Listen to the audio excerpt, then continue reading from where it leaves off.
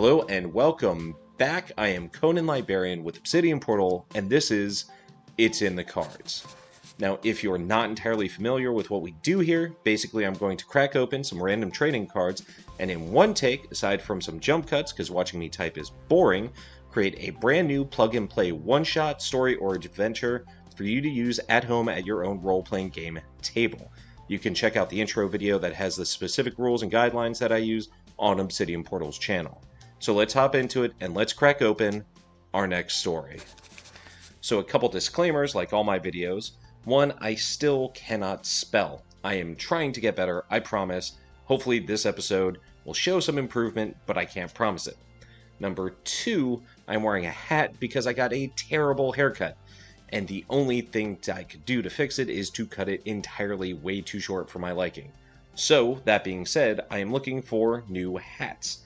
If there's anything out there you think I should pick up that shows off some nerd and geek pride, drop a link, let me know, or at me on Twitter. I would love something to rock while my hair grows back out. So what I'm going to open up today here are a couple Pokemon packs. Now there's only 3 cards in each, so I'm going to open 2 of them so I can really fill in the story. And full disclosure, I haven't played or used or done anything with Pokemon since I was a kid. So if you're a big Pokemon fan and I butcher this, I apologize. It's just that Pokemon is huge. It's always been huge, but this card opening thing right now is just blowing up. So I thought we'd get in on it, kind of put our own spin on it. As I do this, I'm going to throw up some plot points. These are what I like to use as a GM when I create stories and content to make sure there's really enough for my players to sink their teeth into, and for me to have a kind of point of reference as a GM. You'll see story, hook, hero, villain. We'll go through those, and I'll fill those in as I crack these cards open. So we'll crack open our first one, Sun and Moon, Lost Thunder. I mean, I remember, I loved Pokemon. I just kind of drifted away from it. Maybe. I don't want to tear the cards. Alright. We're gonna put these down for a second, and I have my good friend here, Mary. She's gonna she's hungry. I need a place to put the packs. So we're gonna start by filling out our story here. And the story is, what is this adventure? What is this going to be about? And our first card is Larvitar. So he looks like a little plant guy running around. Okay, so second strike, and he's got his abilities. I think what I'm going to take from this, I like that he's running, he's moving, and he seems really determined. So for our first point here, first plot point, our story is that someone is on the run, or it's essentially a moving story. Whatever is going to happen is going to be done while on the move, whether it's on the road, on a boat, I'm not sure, but that's our story, is that this is happening while traveling or moving. Okay, so we've got our story. Next thing is the hook, and the hook is what you use as a GM to draw in your players and to get them out of the tavern, get them moving, get them interested and invested in your story. So what we have is Litwick. That's a cute little card. I don't know Haunt. Looks like this little crocheted little creature. Okay, so it's on the move, and Haunt, I mean, our hook here, we're moving, we're traveling, and there's a ghost, there's an undead. That's why they're moving, is that they're traveling to chase down this undead spirit. So the hook here is that your players are presented with a reason to go after, or maybe while they're traveling themselves, encounter this supernatural force that they have to chase down. They have to keep moving to find out what's happening. I think that works. I mean, going after something cool, going after something grim, and adding that dynamic where they have to keep moving as opposed to just sitting in one place and investigating, I think would draw in a lot of people. So that's our hook. Okay, so now we need our hero. And a hero isn't necessarily a good guy or a bad guy. A hero is just what the story focuses around. Obviously, you have your players, you have your party, you have the main content of your campaign. But when you present your players with a new adventure or a new thing to do, oftentimes they need a touchstone. They need something to relate to. And most of the time you have a character to be able to present them to hook onto in whatever way they feel works for them or however they react. So in this case, it is Shuckle. I have no idea. Fresh squeezed. I have no idea what this thing is. Pokemon has become so much more just energy drink. Okay, so our hero here, this thing looks blobby. This thing doesn't look entirely natural itself, not that any Pokemon do. But what we're going to do with our hero here, our party is chasing down this moving spirit. So the hero, this thing that they have with them, is something affected by this spirit. And we can say maybe it's their own spirit. I think it depends on your setting. I think what I'm going to say in this case is that the hero, or the main focus of this, well, it would be something that was changed by this spirit, or be something that's affected by it. Or maybe better yet, this thing, as warped and weird as it looks, may actually be the thing that lost its spirit. That's what's supernatural here, and that's what they're going after, is this poor hero creature thing has lost its own soul or spirit, and that's what they're chasing after, whether it's been captured or whatever. We're going to find out with the next pack here, but I think that's going to be our hero, is the person or creature who has lost their own soul or spirit, and that's what the party is after. Okay, so now we need our villain. And a villain, just like the hero, doesn't have to be a specific person. It doesn't have to be a traditional, it was the groundskeeper the whole time. The villain is just the person that causes the conflict or acts against the party. So we're going to open up our second pack here. This is a cool looking Pokemon, but this is just regular Sun and Moon.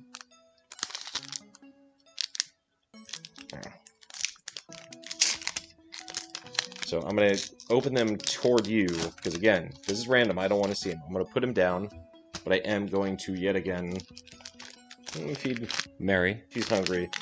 And again, I need a place to put him. A very good friend. Okay, so what we've got for our villain here is Pikey Peck. It's this little bird thing. I don't really know anything about, again, this, but a lot of times birds are used to represent spirits, and in different cultures that they can be good, they can be bad, they can be harbingers or messengers, they could be sometimes the carriers of spirits. If we're chasing down something that's lost its spirit, we have this villain that in this case is some sort of bird thing.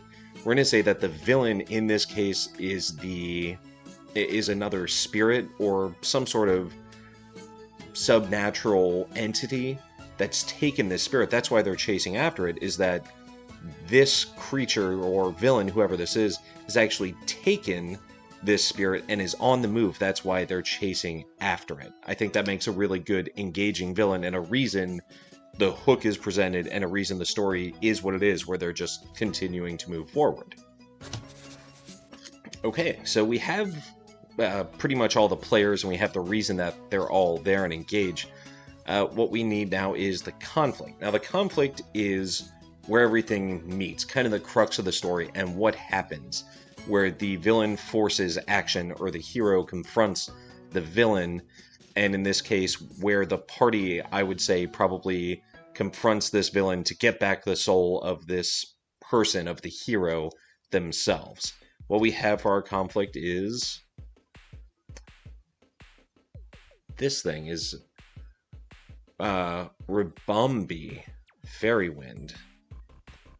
And this looks like another kind of spirit here. I mean, they're all Pokemon, they're animal creature looking spirit things, but I think what I'll say here is, at this case, we have this spirit, or well, we have two spirits. We have the party chasing them down, trying to get it back. Our conflict here is that we get them to, all in one place, face the judgment of this spirit. And what I think this could really represent is a higher spirit, or maybe the judge. So the spirit's been taken away, and maybe it's unfairly by this villain, but this villain, just the same, takes this spirit to this judge, takes this spirit to the arbitrator of judgment. I like that a lot. So our conflict here is that we get to this arbitrator, to this judge of this spirit, and the party has to help save this spirit or condemn the villain, possibly even fight this judge themselves. But I think that makes a really good conflict, is they're already facing these supernatural forces, and they're already trying to make these decisions and help this person, creature, whatever it is, for whatever reason you would present as a GM. But I think that works out really well, is you're moving the whole time as a GM, you're presenting this story where they're chasing after it, they're on the move, they're figuring out what to do, and they come to where this villain finally is and have to face a bigger foe than just this sly thing that's been avoiding them. So that's going to be our conflict, is the meeting at this judge and having to defend or save and possibly fight against the judgment or the judge themselves. Okay, I'm pretty sure I misspelled arbitrator, and maybe that's not the right word. That's not the point. We are moving forward with the story. This last point, our action or conclusion. Now what this means is essentially what happens. This is where, really, as a GM, you decide the next step. For me personally, when it comes to the action or conclusion, I try to think of all the possible things my players might do. They're more than likely going to do something I haven't thought of, but I try to come up with a lot of scenarios, so that way my players, regardless of what they end up doing, I can kind of slip in something I might have prepared, or at least have an idea of cool things to present to them. I like having a lot of open options, especially when you present something kind of random and open-ended, is that you let them decide, because maybe they're going to go completely off the rails and do something you would never think of. But we're going to pull our last card, see what our action conclusion is. It is... it's just energy. Our action and conclusion is just, I don't know if you can see that, but the card itself is energy.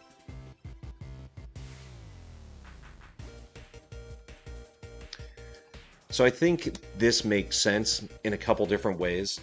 I think as far as our action or consequence or conclusion here is that the spirits themselves, I think that as a GM I would present it as the soul of this creature is gone regardless. I think I would make it a little bleak, and whatever they're going to do, the soul itself is essentially lost, transformed, or becomes energy. So I think I would set it out there, that's what happens. Whether they fight this arbitrator, or they fight this villain, or they try to save it, is that at the end of the story, the soul is still transformed, whether it transcends or becomes something else, but the soul is energy. And so the conclusion, or the action, is that they have to figure out how they're going to settle with that. Whether they're going to accept that, maybe try to capture that energy, maybe try to harvest that energy, and maybe they try to do that from the arbitrator or the villain themselves. So that's our action and conclusion here. And I think for me personally as a player, I'd be kind of satisfied that while I might be frustrated, I've gone on this hunt, this chase, I've been moving, I've been trying to capture, we find this arbitrator and this judge who judges this soul. Maybe they judge this soul as fit, or they judge it as being able to transcend, whatever it is. And so that soul is transformed. They take that soul, or it's moving on, it's evolving, that's fine.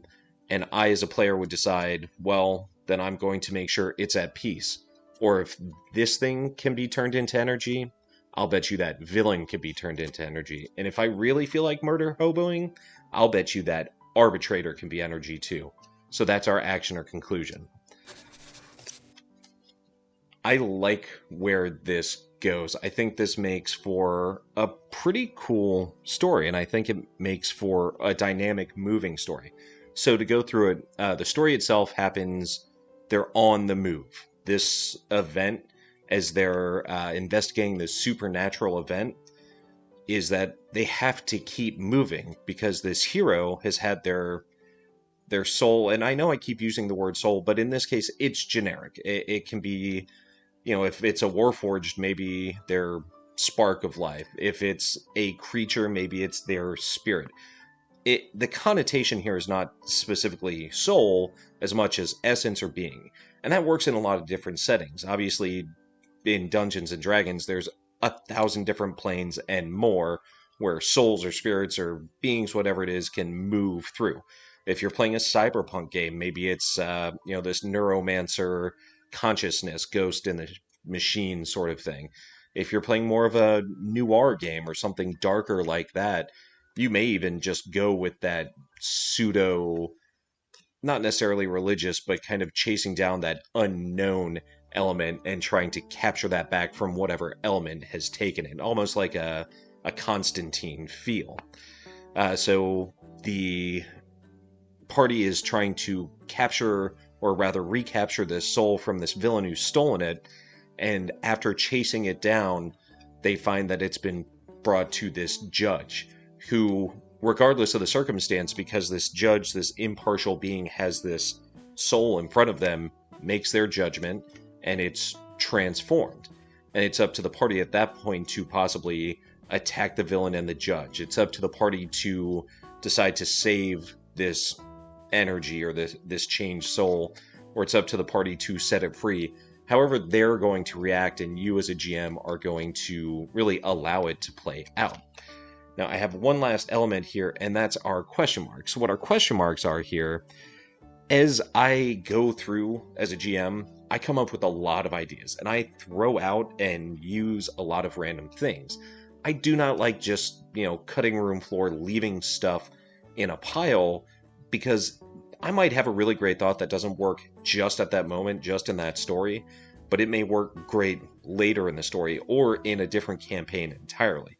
Just like these tons of random open packs of cards I have, some of these ideas I come up with, these stories, may fit better even in a different, unrelated pack of cards.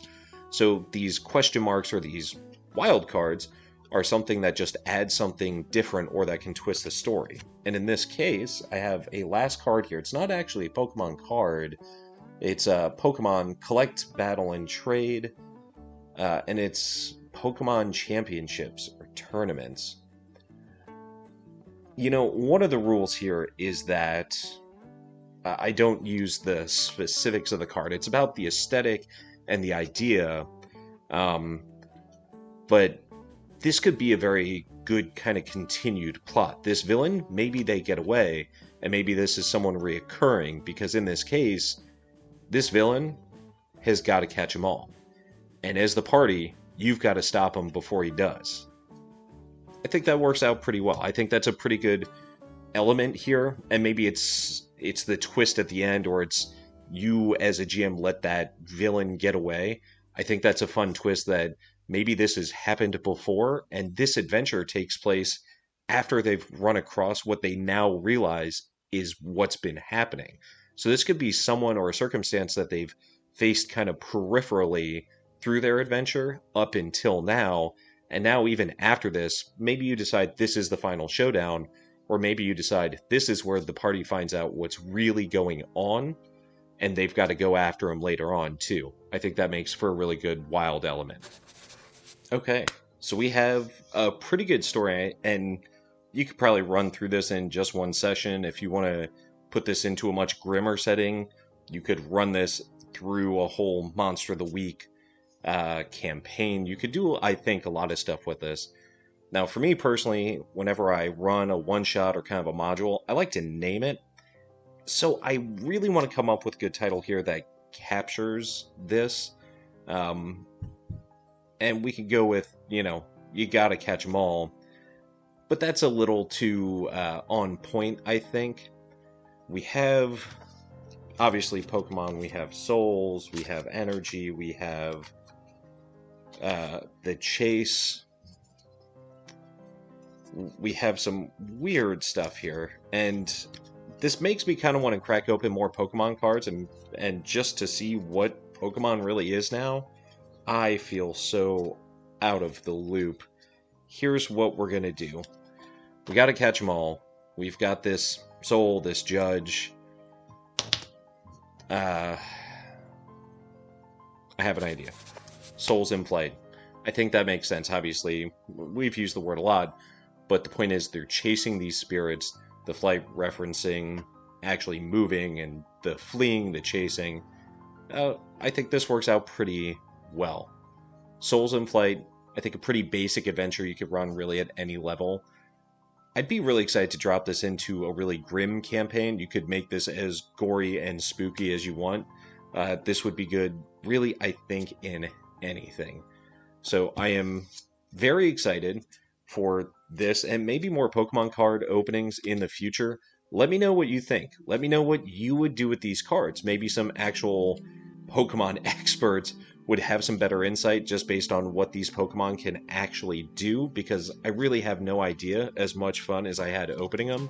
So make sure to drop a comment below, let me know what you would do with these cards, and go online to obsidianportal.com, your one-stop for all your tabletop gaming needs. Obsidian Portal has more depth than a bag of holding, more features than a bag of tricks. Everything you need for creating adventures, maps, characters, items, creatures, whatever it is, Obsidian Portal has what you need.